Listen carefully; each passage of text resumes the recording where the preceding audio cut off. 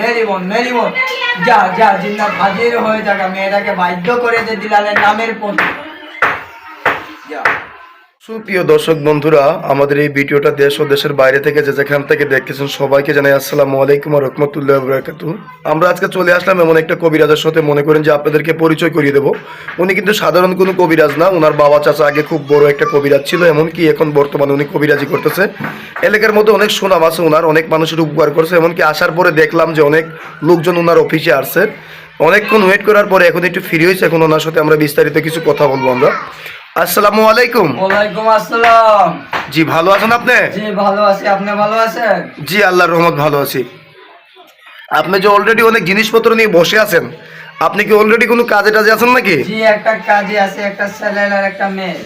জি, আপনার তো মনে করেন যে এলাকার মধ্যে অনেক সুনাম আছে, অনেক মানুষের উপকার করছেন আপনি, এমনকি আপনার বাবা চাচার আগে কবিরাজি করছে, এখন বর্তমানে আপনি